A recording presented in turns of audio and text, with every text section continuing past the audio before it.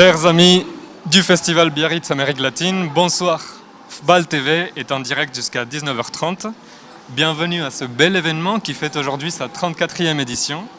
Nous sommes au Casino municipal de Biarritz. Dans cette émission, nous vous tiendrons au courant du déroulement du festival. Au programme, des interviews avec des invités, des images fortes de la journée. Tous les soirs, un tour du village du festival qui se déroule ici au Casino dès 10h du matin jusqu'à tard dans le soir. Des micro-trottoirs à la sortie des salles pour sonder les réactions du public après les films et bien plus. Mucho más. Muito mais. Avant de poursuivre, je suis avec le président du festival, monsieur Serge Faure. Bonsoir Serge. Bonsoir. Pourriez-vous expliquer au public en quoi consiste le festival Biarritz Amérique latine? C'est un festival très ancien d'abord, qui a 34 ans d'âge. Donc c'est un des plus anciens en France. C'est l'un des rares festivals qui se consacre exclusivement à l'Amérique latine. Il y a Toulouse également. Il y a d'autres festivals en France, les Trois Continents, Clermont-Ferrand, qui parlent de l'Amérique latine. Mais nous nous consacrons exclusivement à l'Amérique latine. Avec une particularité, c'est que c'est un festival pluridisciplinaire dont le noyau dur est le cinéma, mais qui a autour du cinéma, donc en périphérique, des tas d'activités, notamment des rencontres universitaires de haut niveau, parce que nous travaillons avec l'Institut des études d'Amérique latine, l'IHEL, des rencontres littéraires, également de haut niveau, avec de grands écrivains latino-américains, mais également une dimension musicale, une dimension gastronomique, une dimension artisanale. Voilà. Mais j'insiste quand même sur ce point, le noyau dur, ce qui fait c'est le cinéma. La force du festival, historiquement d'ailleurs, c'est le cinéma. Avec une compétition des longs métrages de fiction, longs métrages documentaires, des courts métrages, des avant-premières, des séances spéciales et quelque chose de particulier, un focus. Tous les ans, il y a une thématique sur laquelle le festival se focalise. Alors, quel est le focus de cette année? D'abord, pour ce qui est du cinéma, je parle sous le contrôle de notre délégué général ici, qui me surveille de très près pour dire si je ne dis pas de bêtises. Je crois que nous recevons environ 800 films, 900 films par an autour de ça, et que nous en sélectionnons 30. Sélection classique de tout festival avec des jurys. Donc, fiction, long métrage, fiction, court métrage et documentaire. C'est ça. Donc il y a 30 films sélectionnés pour à peu près 800-900 qui arrivent. Sélection méticuleuse. Voilà, très méticuleuse, avec des sélectionneurs sous l'autorité du délégué général. Et après, il y a des tas de films autour de ça, des reprises, des premières, des focus, etc., qui enrichissent évidemment la dimension cinématographique. Cette année, le focus a pour thème l'émigration. Alors le focus, tous les ans, traditionnellement, depuis de nombreuses années, était consacré à un pays. Ouais. Bon, depuis quelques années, nous avons varié un petit peu le focus pour nous appuyer sur une thématique. On a fait la Patagonie il y a quelques années, et cette année, c'est un thème dont nous avons parlé depuis 2-3 ans, qui nous trottait dans la tête, pour des raisons évidentes, mais plus qu'évidentes. Le thème des migrations donc, s'imposait à nous, et donc cette année, les migrations seront le sujet traité dans le cadre des rencontres universitaires, mais à travers certains films également. Très bien. Merci beaucoup Serge. Je ne veux pas vous prendre très longtemps. Maintenant, on a la cérémonie d'ouverture qui se déroule à la gare du Midi, plus grand théâtre de la ville de Biarritz. Je peux vous laisser y aller et on se retrouve plus tard. Un gusto. Mucho gusto. Nous allons recevoir aujourd'hui plusieurs invités pour échanger au sujet des œuvres qu'ils et elles sont venus présenter au festival. Mais avant d'accueillir le premier d'entre eux, je vous invite à voir un récapitulatif de la dernière édition du festival qui s'est tenue ici même du 21 au 27 septembre 2024. La capsule vidéo est signée Marina et François et c'est pour vous.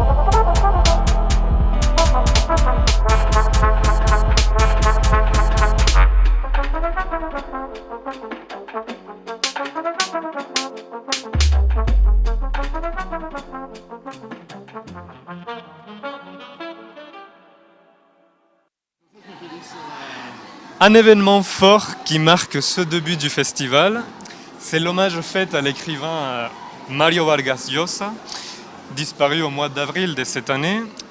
Cette rencontre s'est tenue cet après-midi ici au Casino municipal de Biarritz et elle a été animée par le journaliste et écrivain Juan Cruz, qui est avec moi, en compagnie de monsieur Daniel Lefort, traducteur aux côtés d'Albert Bensoussan, de l'œuvre de Vargas Llosa. Buenas tardes, Juan y Daniel. Gracias por acompañarnos. La obra de Vargas Llosa tiene un lugar importante en el público francés, ¿no? Fue elegido miembro de la Academia Francesa, fue publicado en las ediciones La Pléiade, estando vivo Vargas Llosa todavía. ¿A qué se debe esta recepción especial de su obra en Francia?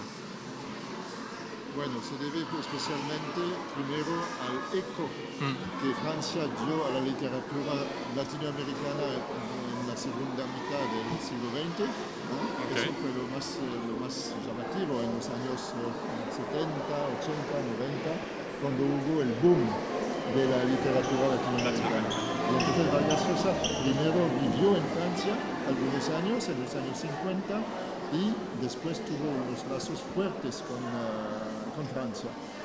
Además que escribió sobre literatura francesa, libros importantísimos sobre Flaubert, sobre Victor Hugo, etc. ¿Qué podemos añadir? Bueno, creo que lo ha dicho todo. Yo añadiría que el gran trabajo de Vargas Llosa fue desde su infancia, tratando de saber cuál era el porvenir de un niño triste. La historia de su niñez marca el principio de casi toda su historia y de hecho él terminó escribiendo de lo que le pasaba toda la vida. ¿Autobiográfico? ¿Autoficcionado? No, lo que él hacía no era autoficción, era ficción, ¿Sí? pero siempre teniendo una raíz en la realidad. Él hizo algunos libros, Sí. sobre todo en los últimos años de su vida, que tenían que ver con lo que pasaba en América, y él nunca dejó de contar América Latina. A través de sus ojos, a través de su vivencia personal. Y de su viaje. Él estuvo viajando siempre para contar desde el viaje lo que veía. Es una literatura del viaje. Sí, bueno, de la vida. De la vida en general. De la vida en general. Fue también periodista. La obra literaria de Vargas Llosa se alimenta de su trabajo periodístico. ¿Hay una relación? Bueno, no directamente. Él escribió muchísimo para la prensa. Tenía una nota 2 veces por meses en El País y escribió muchísimos artículos sobre eso. Lo que pasa es que sus novelas están alimentadas por, como decía Juan, por sus vivencias, por un lado, y por otro lado por la historia, digamos, por los eventos políticos de América Latina y de Perú en especial. Hay también algo en la obra de Vargas Llosa que es una evolución estilística bastante marcada entre los primeros años de su producción y ya las últimas obras, es decir, la Casa Verde, por ejemplo, tenía un estilo muy marcado, ¿no?, por la personalidad de Vargas Llosa, lo cual tal vez se fue perdiendo con el paso de los años o no necesariamente. No creo, no se perdió. Lo que pasa es que él acumuló en muchísimas obras una experiencia de escritor Claro. enorme. Entonces, lo que era al principio totalmente experimental Sí. se volvió algo que era, digamos, más conocido tampoco por él como por el público.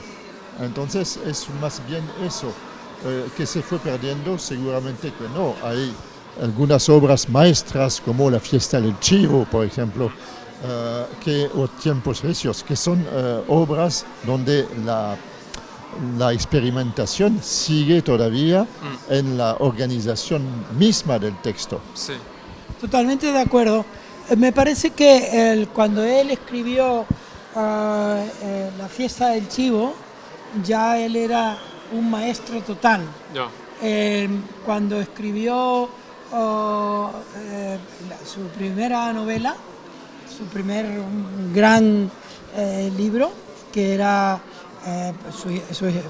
su vida en el lugar más terrible de los que él transitó, que era el Leoncio Prado.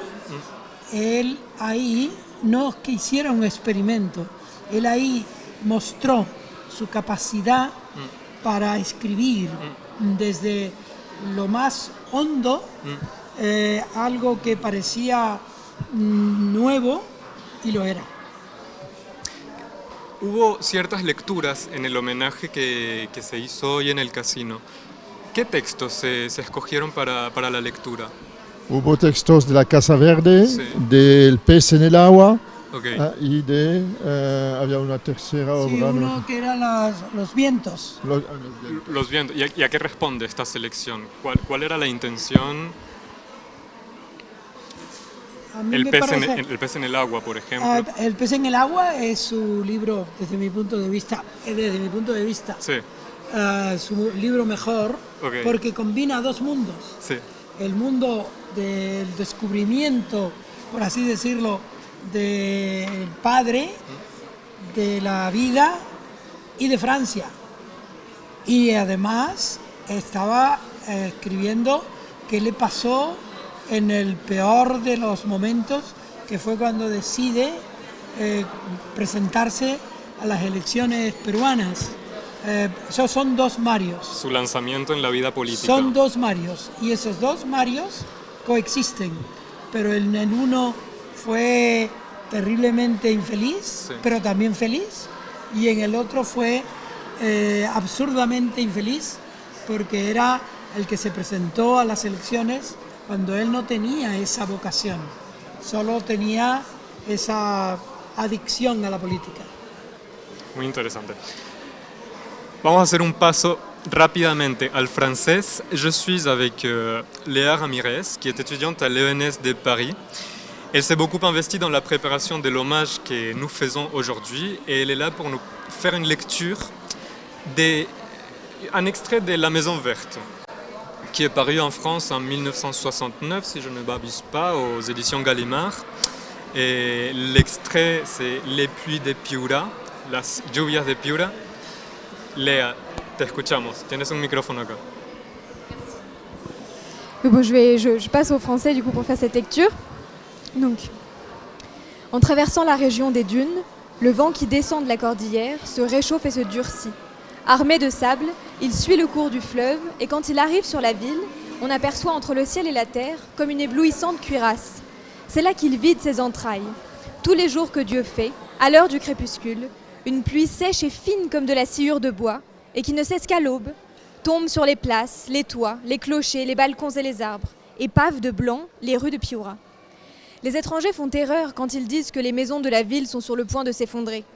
Les craquements nocturnes ne proviennent pas des constructions qui sont vieilles mais robustes, mais de ces invisibles, de ces innombrables et minuscules projectiles de sable lorsqu'ils s'écrasent contre les portes et les fenêtres. Ils font erreur aussi lorsqu'ils pensent que Piura est une ville rébarbative, triste. Les gens s'enferment chez eux à la tombée de la nuit pour échapper au vent suffocant et aux assauts du sable qui irritent la peau de 1000 piqûres d'aiguilles, la fait rougir et la blesse.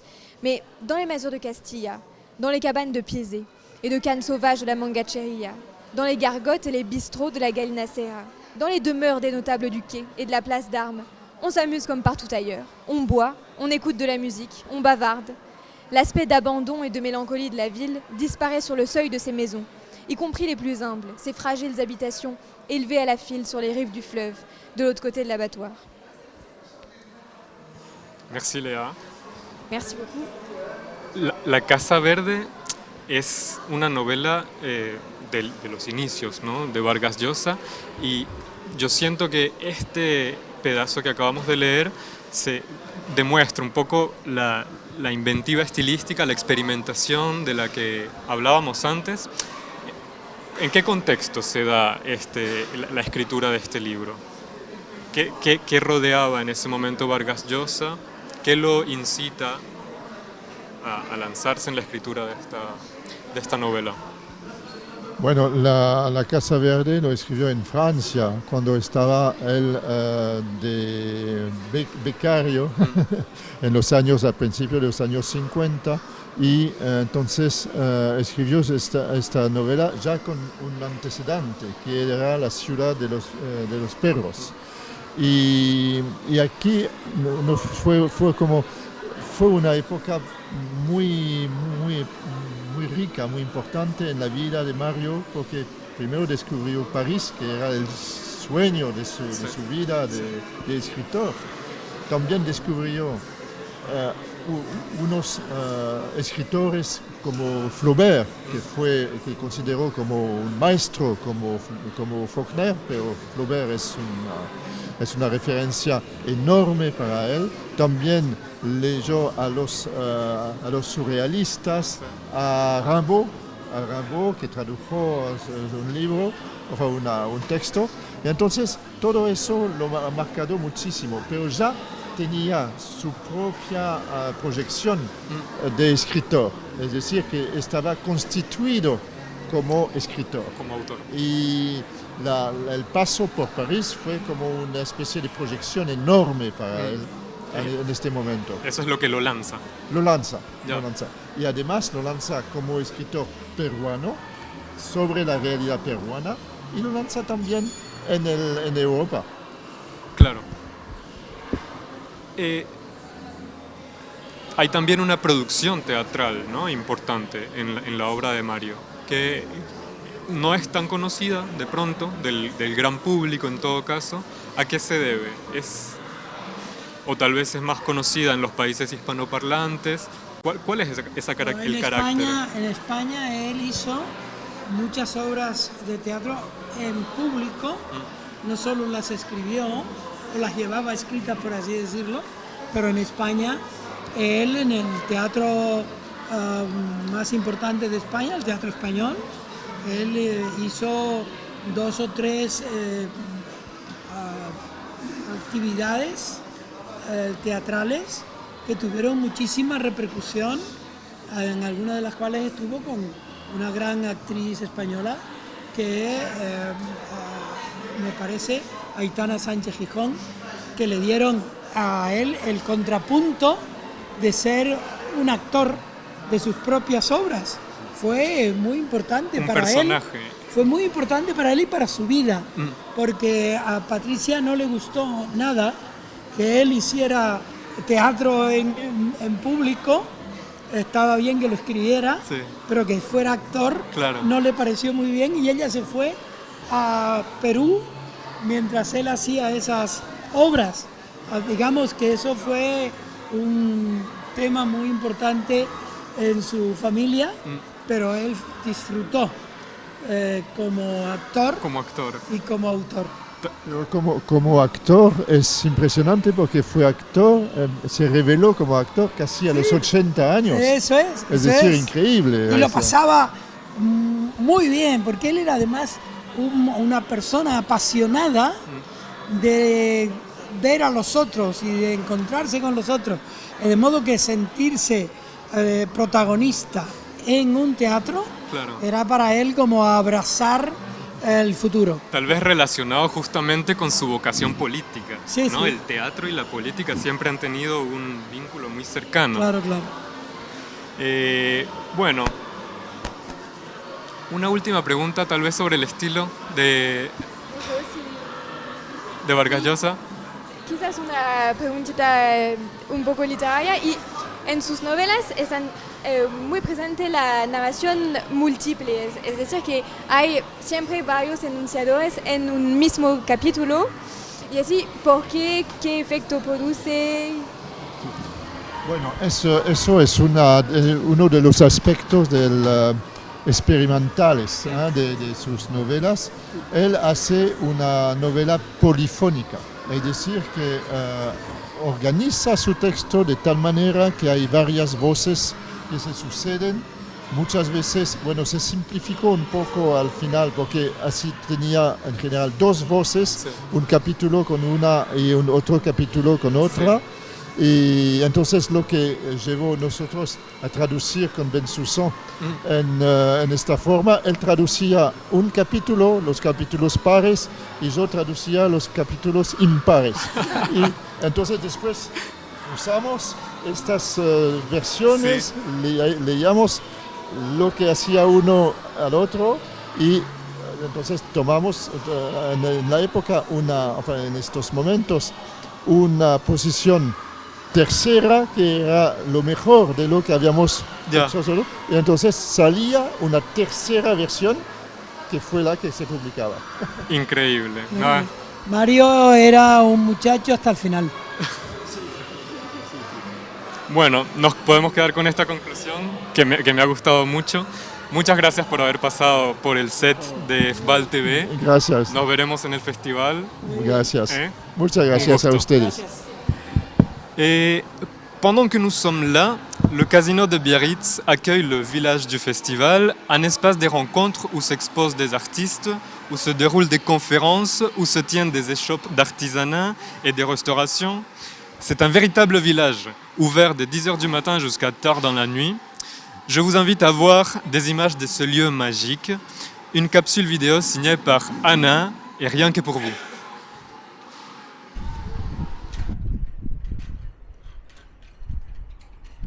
Hola les amis, bienvenue à la capsule quotidienne de la Vueltita au village.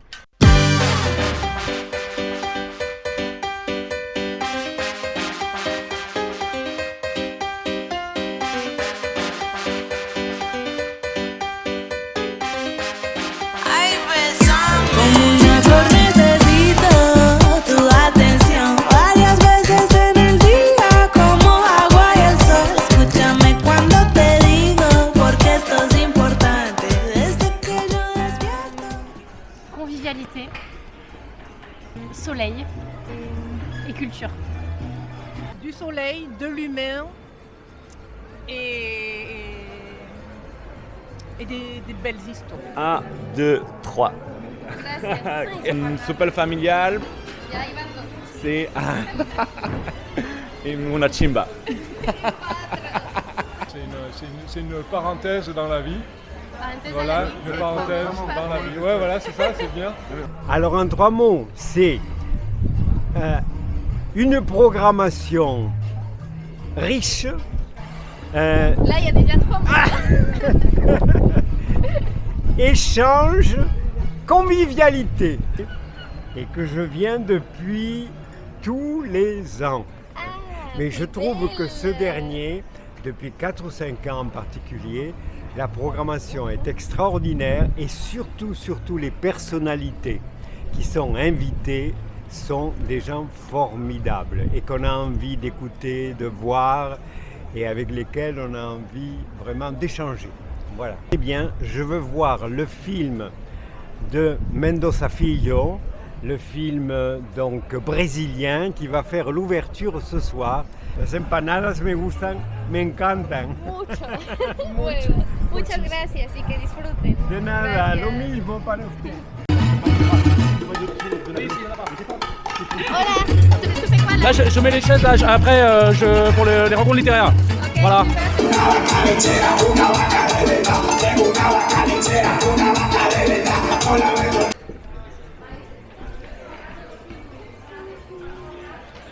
Qu'est-ce que vous allez manger aujourd'hui?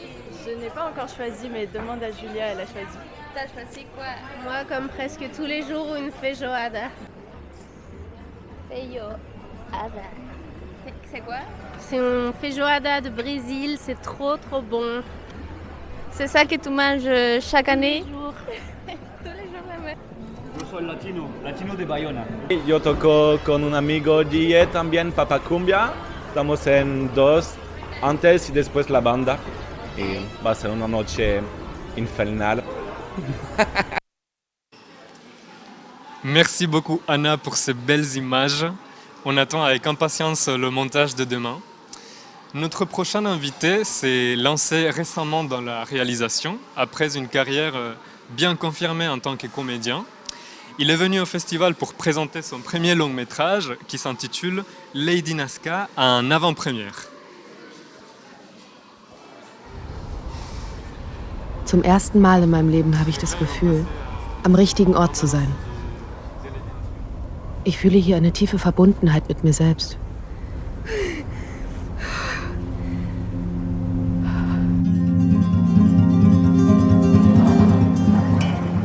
Ich möchte euch Maria vorstellen. Hallo. Sie wird eine Weile für uns arbeiten. Die Vorfahren der Inka, die Nazca, sind eine überaus interessante Zivilisation. Sie waren definitiv eher Künstler als Krieger.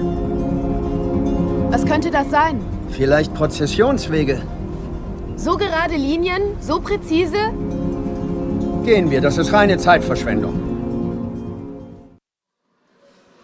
Bonsoir Damien et merci beaucoup Bonsoir. d'avoir accepté notre invitation. C'est un plaisir de t'avoir ici avec nous. C'est réciproque. Donc le film Lady Nazca s'est présenté aujourd'hui, cet après-midi en avant-première. C'est ton premier long métrage. Oui. D'abord, je me demandais beaucoup sur le sujet. Quelle a été cette volonté, cette envie de parler sur les lignes de Nazca? Mais j'ai pas envie de parler des lignes de Nazca, j'avais envie de parler de comment on trouve sa voie dans la vie. Qu'elle a posé la question, comment est-ce qu'on trouve des choses, comment est-ce qu'on va vers des endroits de vie qui sont importants pour nous. Et je trouvais que d'utiliser cette histoire de cette femme qui a découvert les lignes de Nazca, ça me permettait de traduire en images en fait ce thème qui m'apportait.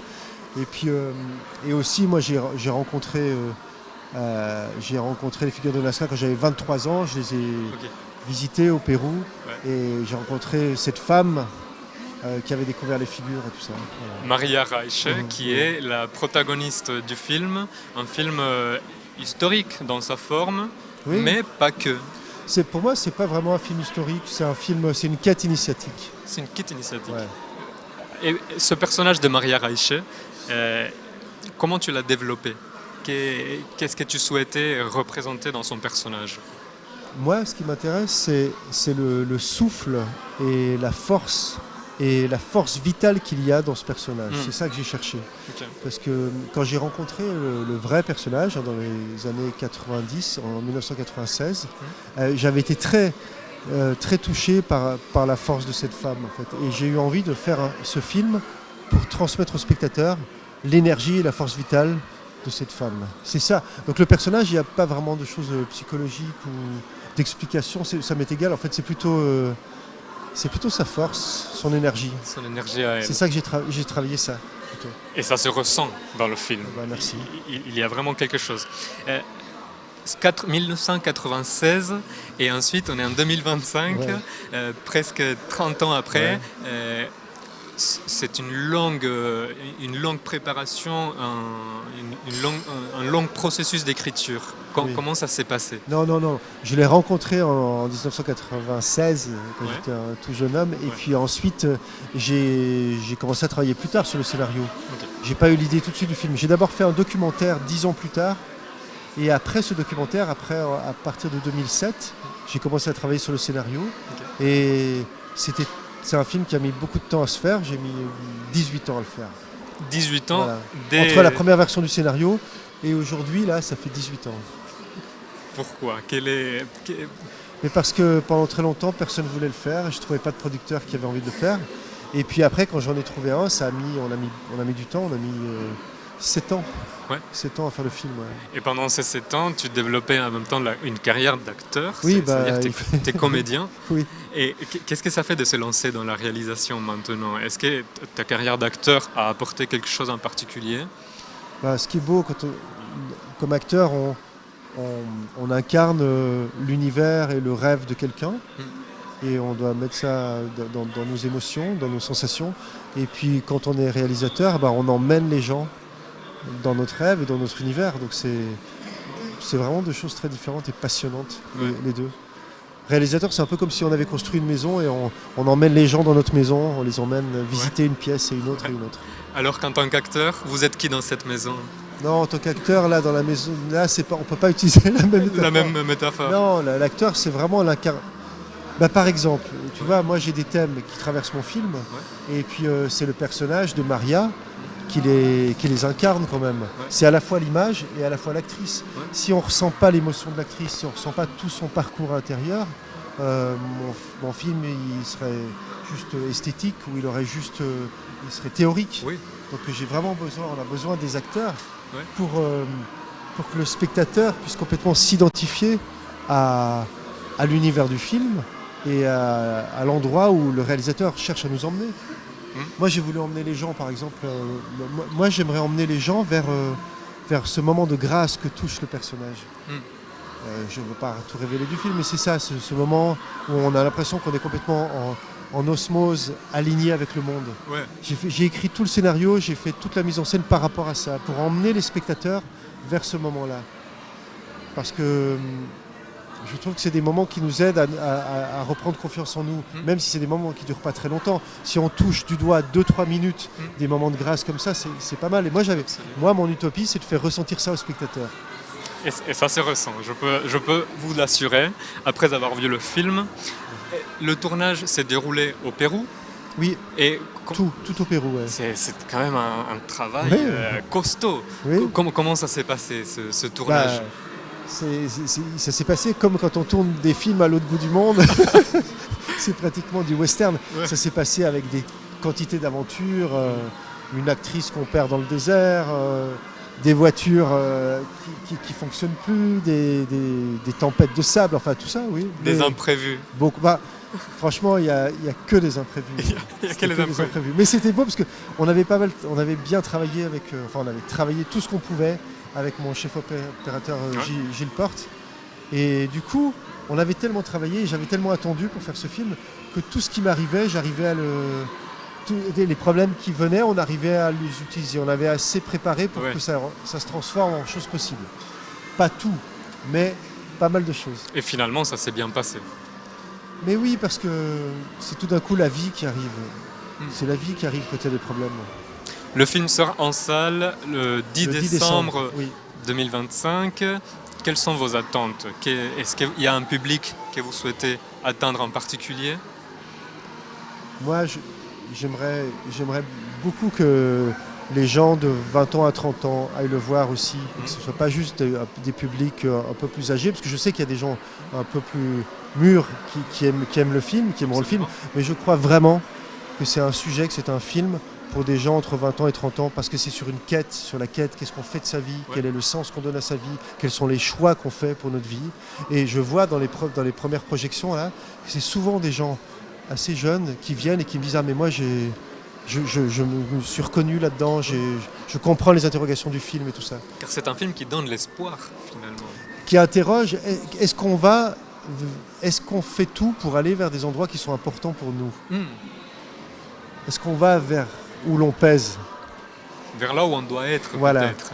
Ouais. Mais il faut du courage, il faut se bagarrer. C'est pas évident d'aller à l'endroit où on sent qu'on devrait être. Ouais, c'est ça. Parfois on n'a pas envie, mais n'empêche que ça nous permet d'avoir une vie vraiment...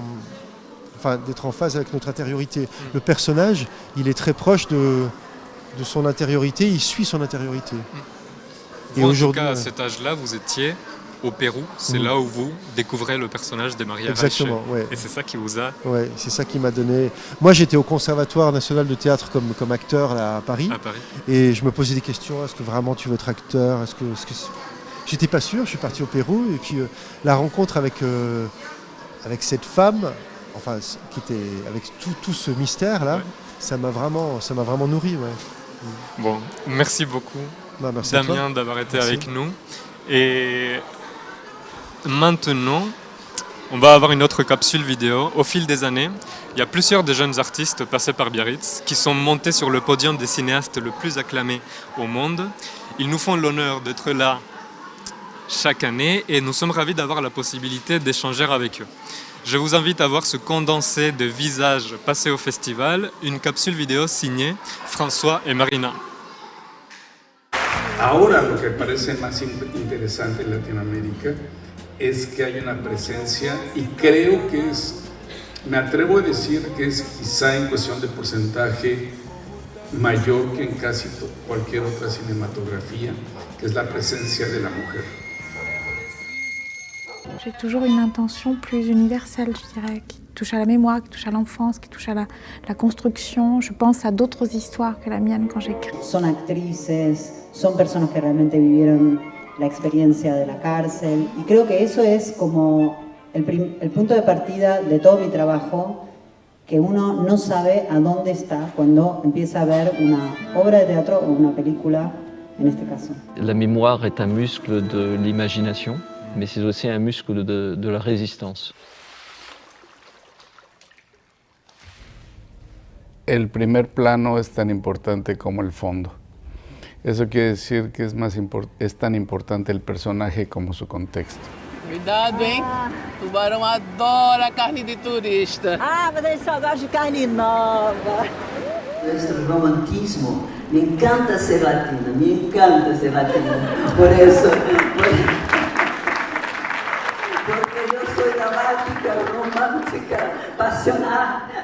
Cédric, on s'assoit à une même table avec un seul ordinateur et on n'écrit que collés l'un à l'autre. Estoy muy contento de estar aquí y verles aquí. Esta película la empezamos a hacer hace 5 años. On a commencé à faire ce film il y a 5 ans. Con la esperanza de que no fuera necesaria hoy. Nous avons besoin de savoir pour ne pas être aveugle. On parlait des services publics. On n'a pas eu de transport public pendant quasiment 1 an et demi. C'est le moment où se cristallise autour de l'histrion médiatique une sorte d'alliance avec l'extrême droite globale qu'on a vu un petit peu partout en Europe et aux États-Unis. Un contexto sobre todo tan importante para el cine argentino, así que muchísimas gracias por la invitación. Très heureux d'être ici dans cet très joli festival qui célèbre notre Amérique latine. Merci beaucoup d'avoir venu à voir notre film. ¿Qué es el cine? Entre muchas otras cosas, creo que es una herramienta muy poderosa, una herramienta cultural muy poderosa, que permite amplificar las voces de quienes muchas veces no son escuchados. La única arma que existe contra la esclavitud de la ignorancia es la cultura. Es contarnos historias para recordar quiénes somos, qué queremos, quienes vinieron antes de nosotros, creo yo, para fortalecer lazos.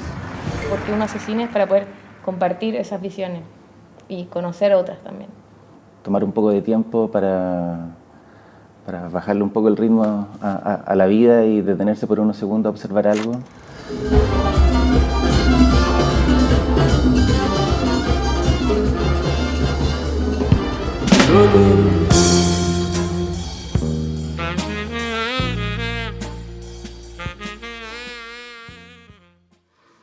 Et voilà ce à quoi ressemble le festival Biarritz Amérique latine.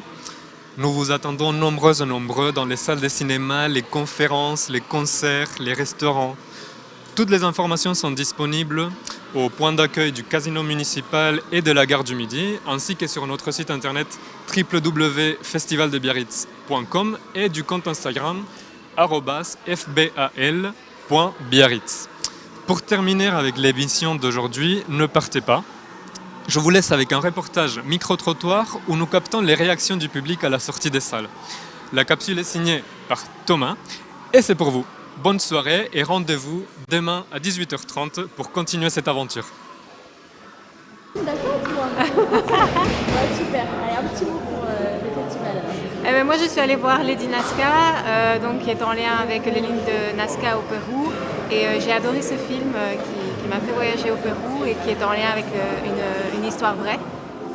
Donc c'était passionnant et puis le réalisateur était là, à la fin il a pu échanger avec nous, nous expliquer comment il a fait son film, donc super bien. Ah, moi j'ai vraiment beaucoup aimé. Évidemment je connaissais l'existence de ces lignes un peu mystérieuses dans le Pérou, mais là l'histoire de cette femme, vraiment c'était formidable. Enfin, et quand on sait que c'est vraiment une personne qui a existé et qui a voué son existence à sauver ces lignes et à les déchiffrer et en trouver la signification. J'ai beaucoup aimé le film, l'histoire, le personnage et la manière dont ça a été réalisé. C'était rafraîchissant de voir une femme qui n'était pas célèbre au début, qui est devenue célèbre par sa passion pour la vie. J'ai adoré, j'ai même versé une petite larme, c'était très émouvant. Pour un biopic, c'était très émouvant. De très belles images. Quelqu'un que j'ai découvert. Et l'actrice, et la protagoniste, et le scénariste, j'ai tout aimé.